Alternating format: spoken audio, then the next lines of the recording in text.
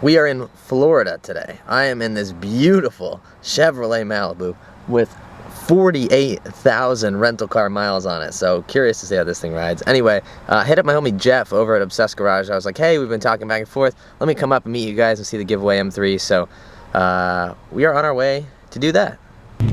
So I made it to Obsessed Garage and we just did a quick little walk around. My buddy Jeff here says, would you like to take your Chevrolet Malibu to lunch or the Death Trap? So naturally I said Chevy Malibu and he said we can't do that. So here, who's this? Huh? Who is this in your That is an EDM artist. Her name is Alice in Wonderland. Alice in Wonderland? Yeah. That's a children's book, Jeff. No.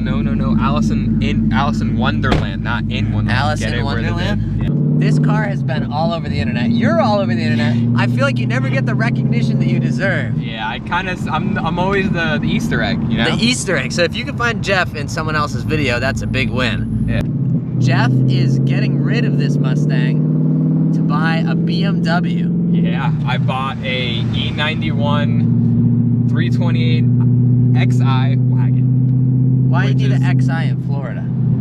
I found it. You guys don't have any weather down. What the heck? You know, I bought it. It's a Chicago car, so I guess all-wheel drive needed back yeah, there. that's needed up there. So, all right, we're music is off now. No copyright strikes. I found the man, Matt Mormon himself. What are you the head honcho? What's the deal here? Oh yeah, I'm responsible for all these humans that you're about to see in this crazy facility that we put together. But yeah, I guess I am Obsessed Garage. This place you're about to see is the physical embodiment of, you know, who I am as a human, you know. So it's the business and the, you know, and the facility embodiment. I don't own this building, I lease it, but I treat it like I own it. And I own another building up the street, which we won't see here today. But yeah, all these humans here are now rowing a boat in the same direction to cast. I cast the vision, and now they've taken to a place that I could never even dream. So in here, this is my podcast studio. This is my office, and where we also do our live stream. You know, this building we're in here is 3,600 square feet. It needs to be 36,000 square feet.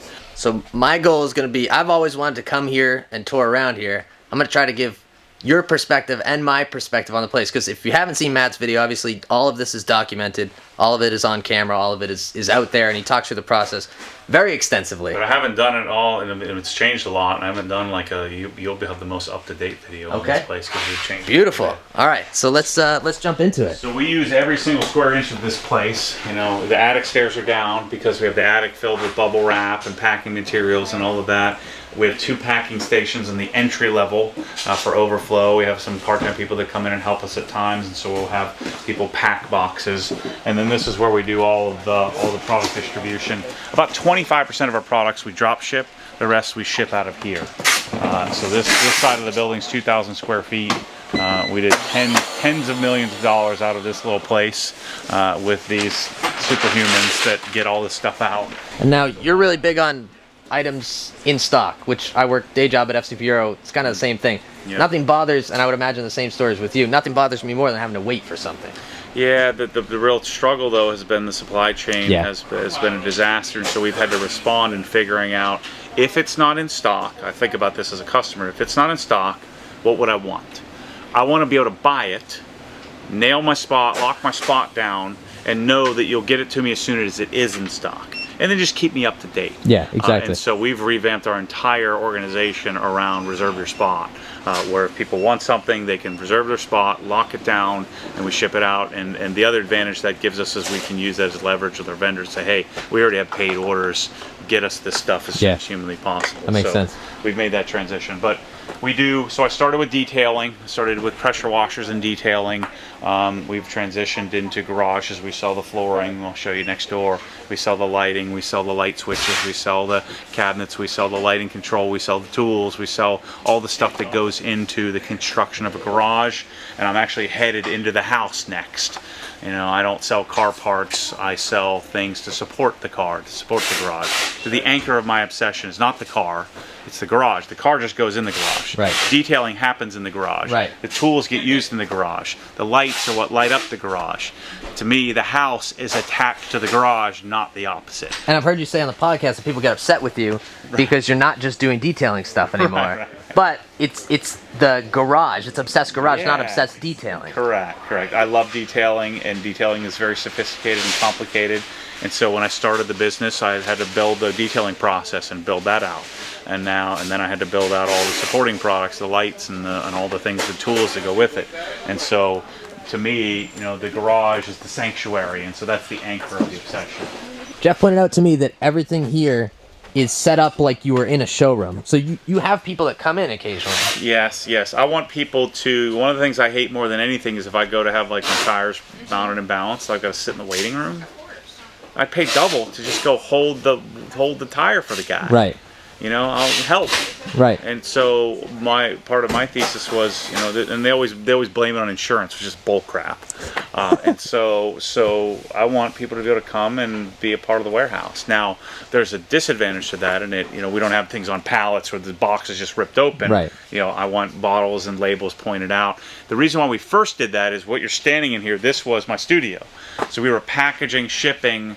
And I was working on my cars and editing on this back wall here, and so my cars were in here, and so I wanted all the labels pointing out because they were on camera. Nice in the background, yeah. And we've continued that theme because it would be more efficient to just say take our Car Pro and just bring it on a pallet, sit it on there, and pull it. Because there's an extra 2 steps that we have to do, which is inefficient. But I think our customers are willing to pay for that, and they're willing to pay for that extra care that we take on. And it's certainly impressive when you walk in here and see everything organized, as opposed to, like you said, boxes or pallets on the floor or stuff like that. Yeah, I mean, it feels better. Even these few little boxes here kind of freak me out a little bit. So then next door, actually what we're going to be doing is we're putting a doorway in here, so we're about to make a transition.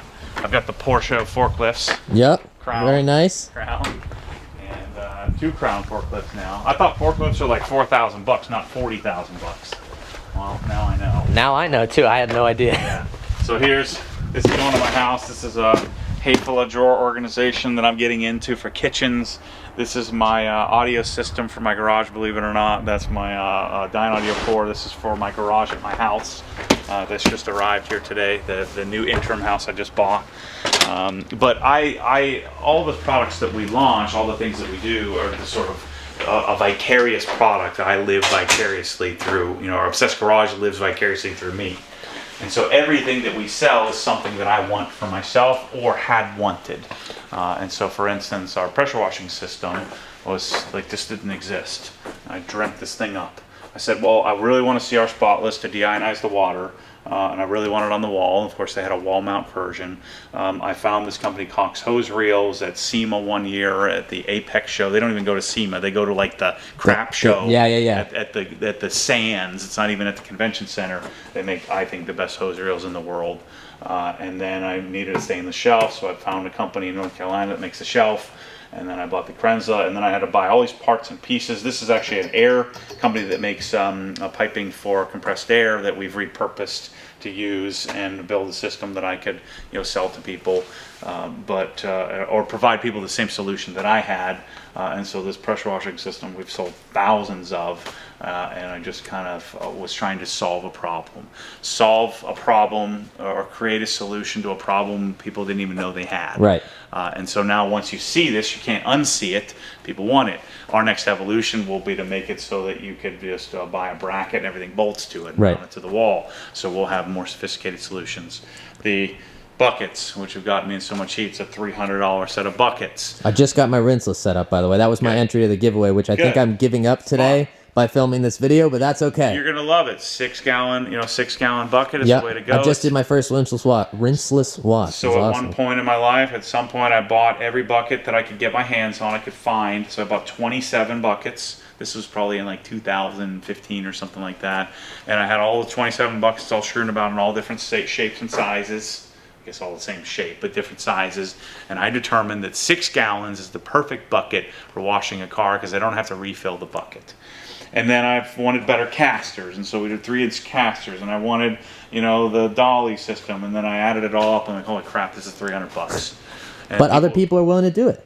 It cost me $3,000 Right. to find this. Now you get to just buy it Right. for $300, not $3,000, Right. because you don't have to go try to figure it out. And now, of course, everybody copied this, but it's one of those things that I think that if you value a certain level of ergonomics and quality, like these bottles are $15. Everybody that makes bottles thinks that bottles should cost 15 cents.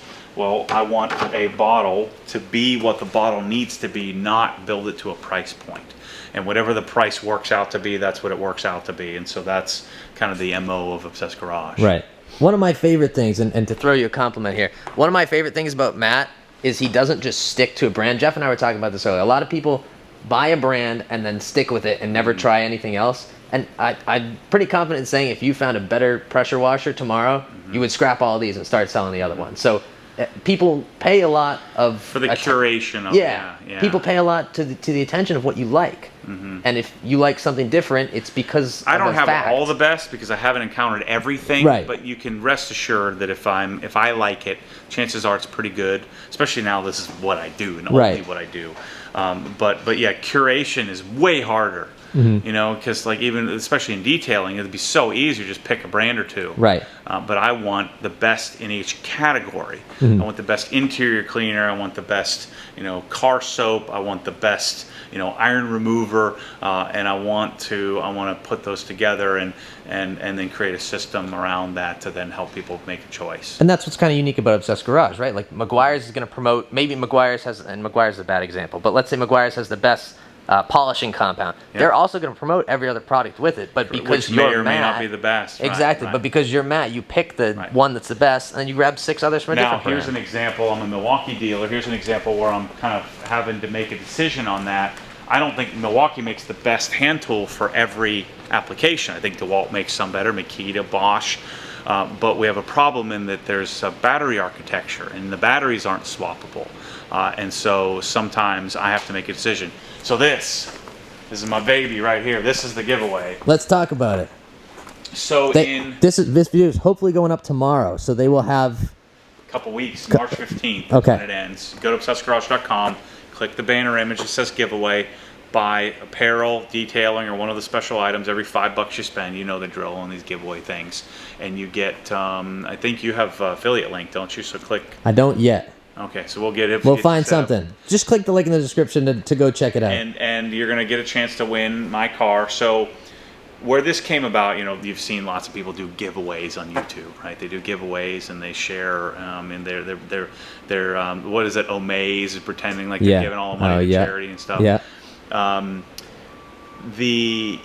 The concept of a giveaway is not a new thing. But giveaways are generally, they're moneymakers. It's not a giveaway. It's a way to generate revenue. Right. And so I decided to do a giveaway on my 1M because I wanted to experience a 1M. And I didn't think I wanted a 1M long term. And I knew that the way that I like to experience a car, I like to bolt on all kinds of cool stuff to it. And when you bolt on all that cool stuff, you devalue it. Right. And then all that stuff is devalued. Right. And so it's a lose-lose.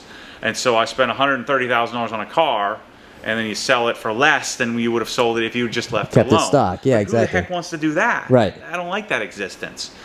And so, you know, I've got this rabid following of people that love what it is I'm doing, and we all want to experience a 1M, and we all like cool t-shirts, and we like detailing supplies, and we like different things. And so the concept was I can't just sell raffle tickets, which would be easier. Right. And so we have to have some exchange of product. And so how could I raise 130 grand, get to build the car the way I want to build it, and then get out of it? Right, in a semi-profitable way. Yeah. Right, in a reasonable fashion, and then maybe even make a few bucks. Right. Find some new followers and help the business. Exactly. Help move the business forward. So I did it with a 1M. I did it with a M5. Those are both cars that I wanted to own, an F10 M5. Right. Cars that I wanted to own and experience. Then I did it with a Civic. Okay. Civic was the car that got away that I never got to complete because I was too young. So Right. I bought a 99 Civic Si. I did blank checkbook. I just didn't even tell my CFO what I was going to spend. I just bought everything I could dream of. I bought 8 sets of Volks for it, different wheels, Volk spoons. Sent it up to my neck of the woods for an audio system. Yeah, sent it up to Boston to get get a $26,000 stereo point. And all the things that I would have done at 19 had I had my bank statement, combined with the ability to be able to do a giveaway and involve others. Right. And so that car I had no intention of keeping, but I was going to do a giveaway on it. So it was a way for me to complete that chapter, tell the story, get to experience the Civic in the way that I would have wanted the Civic to be. I did a Civic, I did an Integra Type R, a JDM Type R, B18 C1 swap, and then do a giveaway on the car. And then I've done a couple of garages. This one is different. This is different. This is my car. Like, this isn't a car that I bought to experience or to complete a chapter. This is my car. This car explains me. This is what I aspired to own and to have. This is my second one. So I bought one in 2010 new. It's covered because we have an open house. Don't worry about it. Wait, I can put in some B-roll. But I just washed it. But this car, this is my 37,000 mile, E92 M3 that has Brembo GTs, has an Venturi intake, has Recaro seats. I mean, this is my car. This has been my car since 2018. I had no intention of giving it away. We'll show you in the other building. The only reason I'm trying to get out of it or willing to give it away is because I bought one 800 miles on it. I get to do it all over again. Right. It's like a forbidden fruit. And so this car is going to go to someone in the next 2 weeks, somewhere in the continental U.S. Actually, no, any part of the U.S. I might have to ship the thing to Alaska or Hawaii. Or it can also go to anywhere in Canada except for Quebec because they have weird lottery rules. Yep. But it could go to anybody who bought something in the store, his little air freshener, all the way up to, the more you spend, the more odds you get of winning it. I personally haven't seen as much hype around a giveaway, and maybe it's just the circles that I'm in, but I personally haven't seen as much hype around a giveaway on the internet as there is around this car. Like, I told a couple different friends that I was coming here. They were like, tell Matt that he needs to give me the car. This is a great, this is my style OEM Plus. I think it's neutral in style, and so I think most people can relate to it. Some may do it a little bit differently here or there. But it's a roughly $100,000 car. I think if I were to sell this stock, it's probably worth 60 grand. And then all the parts on it, I probably have another 40 or 50 into it. And so, being in full transparency, which is sort of my style, my brand, I don't want to sell the car for 60 and part it out for another 20. And when I could do something much, much bigger and involve others and do. And then the car that you loved is out there in at least somewhat the form that you loved it in. Maybe, yeah.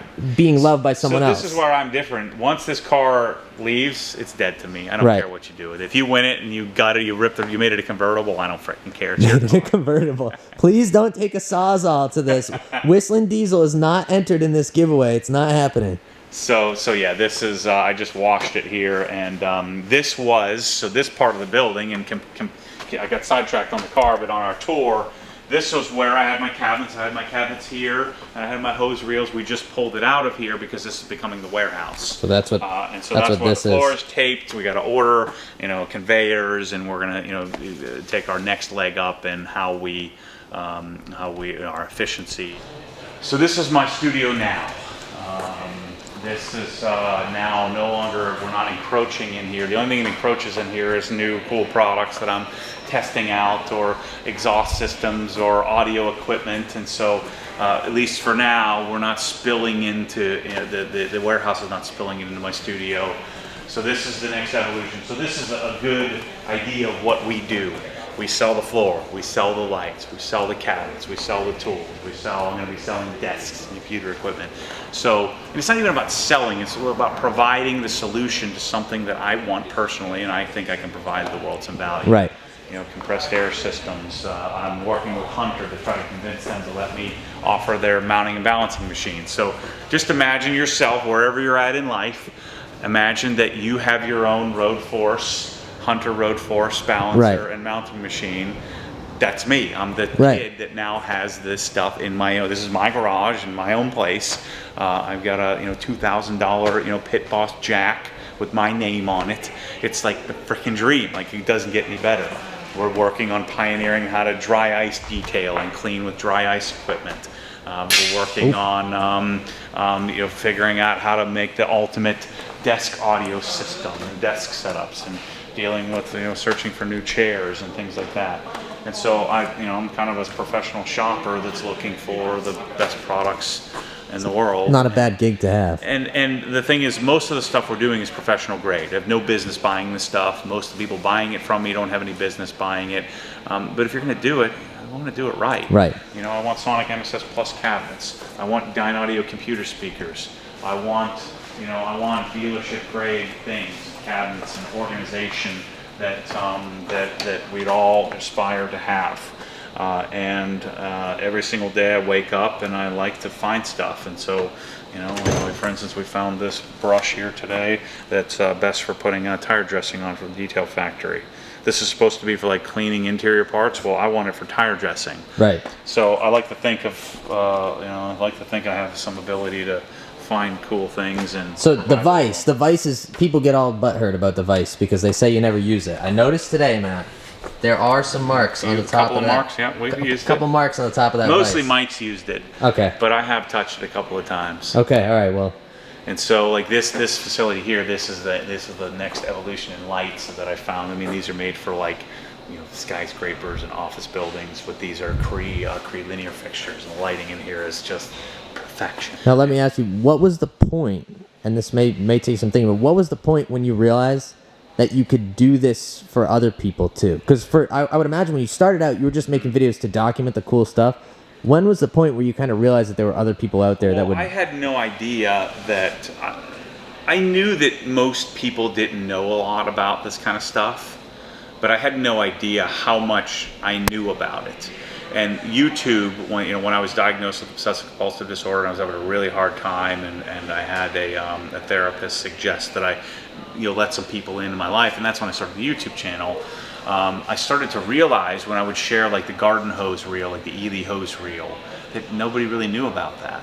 Or when I started to share, some Car Pro, whatever, clay bar or something, that most people didn't know about that. Or when I was using a leaf blower to dry off the car, that most people didn't really know. You were one of the first people I saw to do that. Yeah. Well, certainly wasn't the first. You weren't the to do first, any of but public facing, you were one of the first that I saw doing that. It was the combination of all these various things that I was doing that I just come to the realization via the comments that most people don't really know anything about this stuff, but there are a lot of people that care about it. Again, it's creating a solution to a problem that people didn't even know they had. Right. And so it was around then, in 2016, when I decided I was going to, pursue maybe possibly selling some of the products, because one of the big epiphanies was if you wanted to buy like the portable Krenzel pressure washer, right? Like if you wanted to buy that, I was sending people 16 links to like all these places all over the place, right? And they just couldn't do that. So I said, well, I need to aggregate this. I need to put this all in one spot. So I thought I'd just sell a couple of pressure washers to some of my Porsche buddies, and just aggregate it and not have to send out links, and it turned into what it turned into today. Well, just like we talked about in the other room, the power washer on the wall, that wasn't all together. None of those products go technically together, but you're able to sell them as a group. Right, and so that's a $3,000 system that probably cost me $5,000 or $6,000 because I had to buy and try and buy the wrong thing. When you see it there, yeah, you could easily piece it together, but if you're starting from scratch, you would have to work at it a little hard. Now, if you're just a wizard, or you're extremely mechanical, or get lucky or something like that, or you're in that industry, I'm sure you could figure it out pretty easily. Or if you look at the picture of the thing that I put on the wall, now it looks easy. But at the time, for me, I don't know what the difference between orifice size and what that did to pressure, and so I had to figure that stuff out. And so I realized I love the process of figuring that stuff out. And so why wouldn't I see if I can provide the world a value set? I thought me sharing that was a way for me to get more wealth management clients. Right. And it turned into the wealth management was such an inconvenience to what it is I'm really destined to do. Right. And that's to do things like find frickin' plastic walls to be able to build wash bays with it, or find whatever, I don't know, light switches that operate, more efficiently. Right. Or to find a way to recess mount a lift That's what I'm born and destined to do. Right. But I can't do it on my own. I mean, you guys know Jeff and the other guys. We now have an army, a small army of generally young, smart, talented people that are also passionate about, messing around in the garage. So these guys are doing designs. They're mocking up people's garages for them. Sean watches the YouTube channel. Yeah. Hi, Sean. Jeff does a lot of different things around here, but he helps us make sure that the products are created and then people know about the products via, I need help with posting content on Instagram to share all this crazy stuff we're doing. Tommy's developing products, Robert's making sure the products are here. Brad is making sure that the website is functioning and people know where it is and that it's as efficient as possible. In the beginning, I slapped together a WordPress site and hoped that it worked. Right. Now we actually have people who know what they're doing. Nick and Daniel and Manny are answering everybody's questions and helping make sure that the products get to people in a timely fashion. You saw the warehouse crew. We have the media team. Bryce is helping build Destination OG and going into the house. Mike T, same thing. These guys are creating stuff like here's a render of our M3 and the render of the Civic I was talking about. We have guys that are all passionate about, and what I'm hoping to do is get all these guys into a position where they get to do what they love. We have this Viper fan that we're helping Viper launch. So we've been kind of testing it out in here, and then we have the guys in here that are doing all of our media and stepping up our production value. They're doing editing content, so I don't have to edit any longer, so that I can continue to focus on casting division. There's the last garage that I had. So we're now a real business. So figuring out a way to take passion and turning it into, so it started with actually a negative, figuring out how to take that negative, turn it into a contribution, and then chase passion to then and hopefully empower others to chase their passion to take and create an organization that can change the world. So that's what I'm doing, and maybe it'll work out. Well, thank you for showing me around. You guys just launched a new website too, so even if you don't want to enter the giveaway, you can hit the link in the description, check out the new website. Yeah. Send Matt an angry email with your thoughts on the website. It's jeff@obsessedgarage.com for Matt's email. That's my direct contact. And thank you for showing me around, sir. Yeah, man. Thanks for taking the tour. Here's Jeff next to the giveaway car. I told him I was going to take a thumbnail. Yeah, Jeff, let's see the YouTube thumbnail.